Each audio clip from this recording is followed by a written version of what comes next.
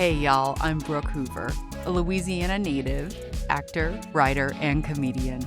I've lost 100 pounds through diet and exercise, or shall I say, lifestyle changes. My 20-year and counting health journey has taught me that just like taking a diet pill for weight loss, body positivity doesn't magically happen overnight.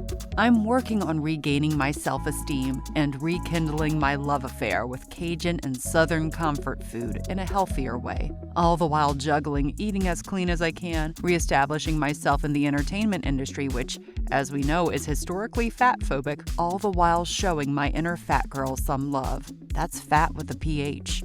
Pretty hot and tempting. Let me tell y'all a tale or two. As a kid, I wouldn't say I was a picky eater, but when it came to lunchtime, my repertoire, I got easily bored of like cold sandwiches, and my mom told me Lunchables were the devil. To those of you who've seen The Water Boy, yes, like Kathy Bates's character, most Cajun mamas really do tell their kids that all the prepackaged food that all the waspy kids were allowed to eat are the devil. So enter the school lunchtime woes. I went to a small school, small private school that didn't have a cafeteria, so we had to bring our lunches every day.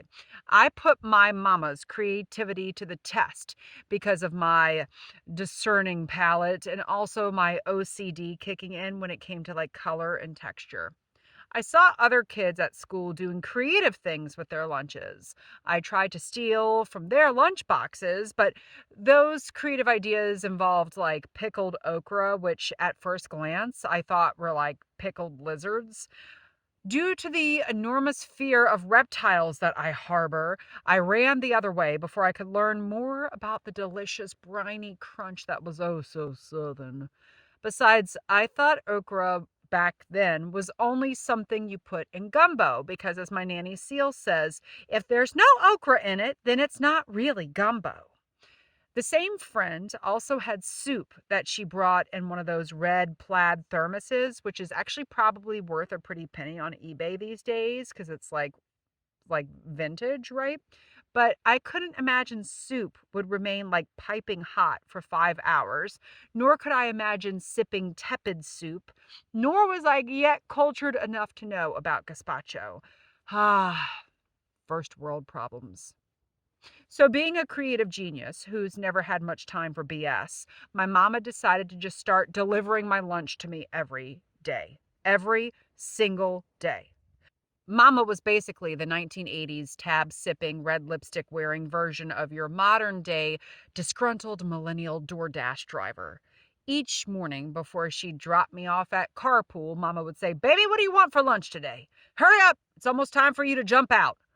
Oh, the choices! I could choose to have her go home and make me something, or go to my Momma's house and bring whatever wonderful Cajun comfort food Momma was cooking up that day, or get takeout from one of the many wondrous restaurants South Louisiana has to offer, or even pick me up some good old-fashioned fast food. Burger King and Wendy's were my favorite drive-throughs of choice at the time. So many choices, so little time in the carpool line. Before y'all assume I'm a spoiled little brat who made her mama do everything for her, don't y'all worry. Now that I'm an adult, I've returned the favor. I allow mama to live with me in beautiful New Jersey. Hey, it is the Garden State, just minutes away from the best city in the world, New York City represent, where she gets to make my bed, do my laundry, and blend my green smoothies daily. Mama's got the life. I hope y'all understand I'm being facetious. While the other kids at school were forced to eat soggy PBJ sandwiches and processed meat, I had the luxury of getting fresh, made to order takeout served up by Mama Ann.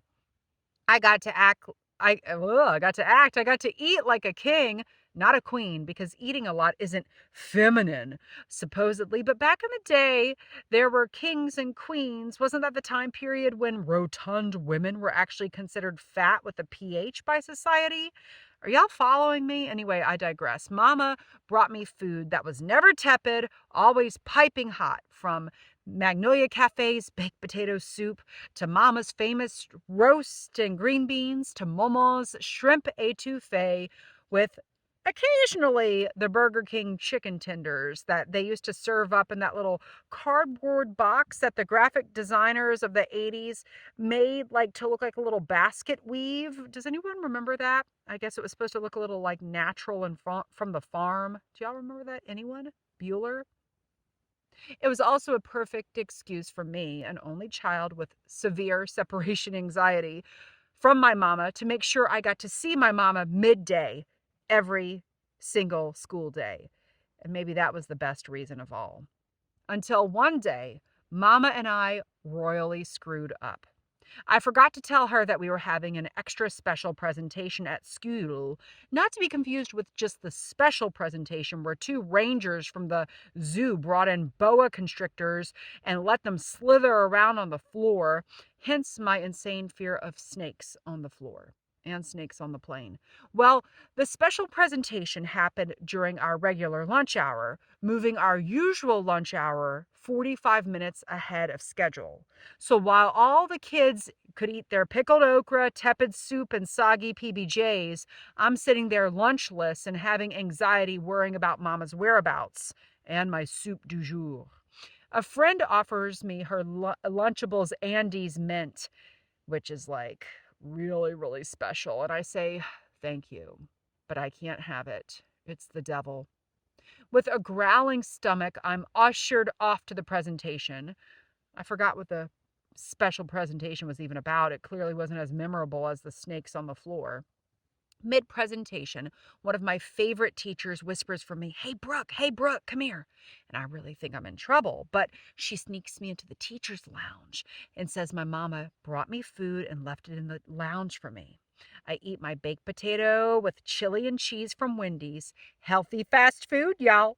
I am happy to finally eat, but I'm secretly enraged that I didn't get to see Mama. My piping hot, ready to order lunch doesn't taste quite as good without getting to hug Mama before digging in. I must take a quick pause to say bless all those teachers and the principals' hearts. And I don't mean that in the usual Southern kind of fake way. I mean it from the heart, that I am genuinely blessing theirs from, for allowing Mama and I to get by with our special lunchcapade for over 5+ years. However, when sixth grade hits, because my parents are, I guess, great parents, but horrible people, they make me go to a new, fancier, more rigid school that has uniforms and a cafeteria. I am now forced to wear gingham polyester and a white collared shirt instead of my usual fashion show of my beloved Gaetano, Esprit, and Spumoni brands that all the girls wore in the mid 80s. Y'all remember that? You can hear all about the horror of school uniforms in my other podcast episode entitled, appropriately, Uniforms. Or wait, no, it's actually titled Uniformity. See, I'm a little more original. And even worse, y'all, I'm now forced to deal with the dreaded where do I sit at lunch conundrum. Who do I sit with? Who am I invited to sit with? All the stuff we have been taught to fear in the movies is now happening to me. Bless my heart. I'm being facetious here a little bit. To this day, I'm still traumatized though when I'm stuck in like the New York City lunchtime rush and I have to find a seat at Panera, which is almost as hard as finding a Panera in New York City, but y'all know what I mean.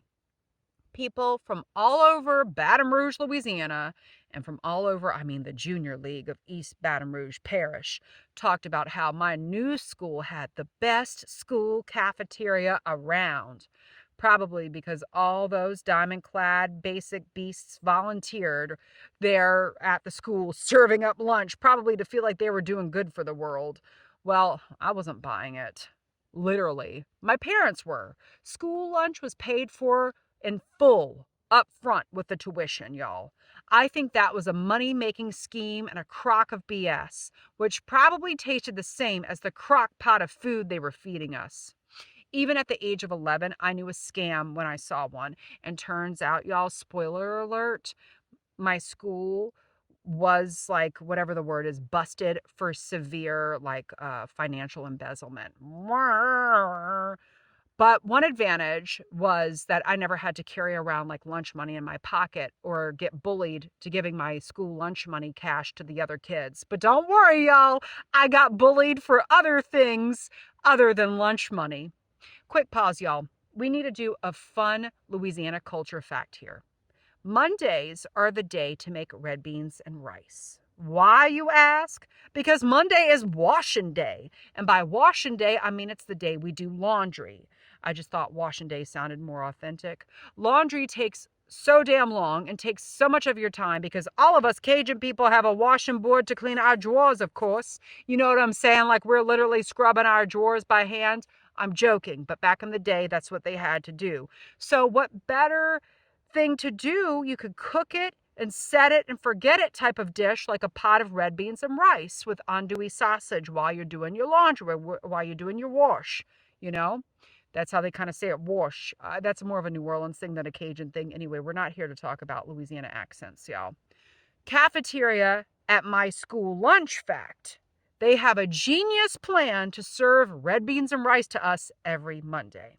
So, anyways, red beans and rice is usually a very wonderful dish, classic dish, easy to make dish, especially when my mama's making them. They are delicious. There's an art to making them. I must say, there's an art to making them. You can really screw them up. My school, we're going to get to that, really, I think, in my humble opinion, screwed them up. But when you're walking to homeroom at 8 o'clock in the morning in humidity that's already reached 110%, and the smell of teen spirit, deodorant, and like ephemeral, right? And red beans and rice is cooking in the air, that smell is enough to make you nauseous. And by you, I mean me nauseous. It made me want to hurl when I would walk from carpool, smelling my own pit sweat and smelling the smell of red beans and rice brewing in my school cafeteria mixed with the smell of humidity. Humidity, I guess, has a smell. And this nausea, if I could speak it, this nauseous feeling I had wasn't because I was pregnant. I was a frizzy-haired fat chick. No teen pregnancy opportunities for this girl here. I hope y'all understand I am being facetious. I do not condone underage pregnancy. The red beans and rice at the school cafeteria compared to my mommas or my mamas or even a Yankee who never set foot in the South were like prison food at the end of the month. And if you must ask, I do know a thing or two about prison. I binge watched Orange is the New Black, and in high school we went on a field trip to Angola prison. But maybe I'll save that field trip for another podcast episode. Give y'all a little something to look forward to. Wow, we are all about being facetious in this week's episode. I think it's the dental work that I'm currently going under. School cafeteria red beans and rice went like this, y'all. The rice was hard and mushy at the same time. The rice texture is supposed to be like clouds, as if angels cooked every single grain themselves. The red beans were completely flavorless, and the hull had the texture of like eating a piece of candy with the wrapper still left on it. Y'all know what I'm talking about? And the sausage sure as hell wasn't andouille. And if you don't know what andouille sausage is, you could Google search it. Just spell andouille right, please. Andouille spells andouille. I'm fixing to get to the point, and I can't stop now. I will just quickly tell you every single restaurant I've ever been in outside of Louisiana, including the Cheers bar in Boston, as in where everyone knows your name, always misspell andouille sausage. Clearly, Cheers doesn't know how to spell andouille. I tried to do a pun there, or like a callback. It didn't work. And that really makes Mama mad when people spell andouille wrong. I've seen it spelled like andouille, like wee bats or wee. Anyway, the school cafeteria sausage look more like inverted nipples than spicy, delicious pork or chicken byproduct. I was not having it. I picked out that sausage right away. One extra hot and humid Monday morning, I guess it was being extra Louisiana style, as I walked by the cafeteria stench on the way to homeroom, I threw up in my mouth a little. I'd had enough of this. That afternoon, Mama picked me up at Carpool with an Evian and a hand-carved smoked turkey sandwich, smoked in my Uncle CJ's own smoker, waiting for me. Did I mention I was maybe a little spoiled? I told Mama it was child abuse and fascism for me to be expected to eat that cafeteria garbage or even smell it for one more day. So Mama unzips her car phone in a briefcase, reserved only for emergencies, and got on the phone with the lady who ran the cafeteria. We will call her Madam M.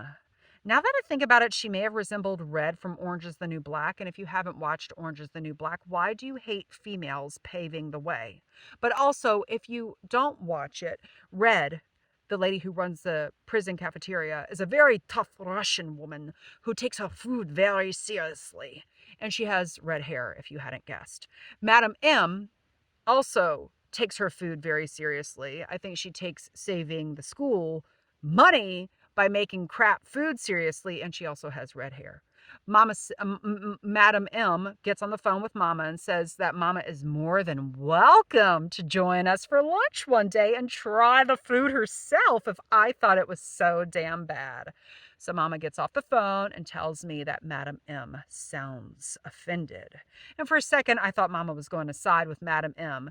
But then she said Madam M also sounded like a damn Yankee, which meant she was probably just from North Louisiana, now South Louisiana, and hence a subpar chef to our Cajun relatives, or she was just the devil.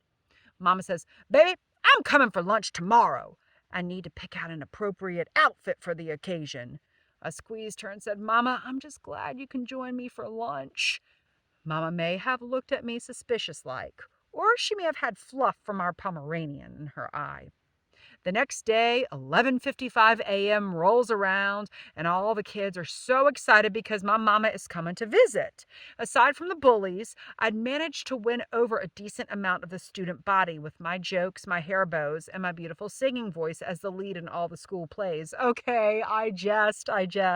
See, Mama helped me gain popularity because she was like the quintessential cool mom who cussed, allowed kids to cuss around her, and rode around town with a parrot on her shoulder who also cussed. Mama also had a CB radio, which brought in a lot of popularity with the male identifying population at my school. Yeah, I got a lot of friends thanks to Mama. So Mama arrives 5 minutes to high noon and has to get in line with all the rest of us plebeian middle schoolers. And Madam M just happens to be walking around the cafeteria wearing a smile instead of her usual smirk and hairnet. She spots Mama. Madam M asks Mama and me, along with the 6 friends who deemed me worthy to sit at their lunch table, to skip the line. We're like VIP. We are served by smiling women in Talbot's blazers who plop food onto our plates, chicken nuggets, which are like fodder compared to the wonderful chicken tenders I'm used to from Burger King, mashed potatoes, instant, therefore basically gruel, rice pilaf from Monday's leftover red beans and rice. They're a little frugal, right, at our very expensive private school. I spot an inverted nipple in there, and peas and carrots, clearly from a can. At the end of the serving line is a multi-tiered dessert serving area.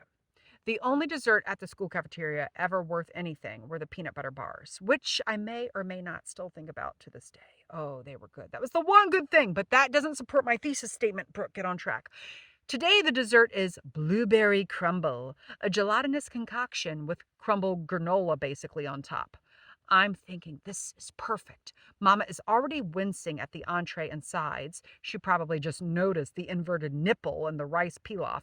And now she has come up close and personal with the blueberry crumble. The blueberry crumble, much like the strawberry or apple or cherry fruit crumble, may sound edible. Heck, it may even sound delicious to the untrained foodie, but fruit crumbles at the school cafeteria are notorious for having the consistency of war food.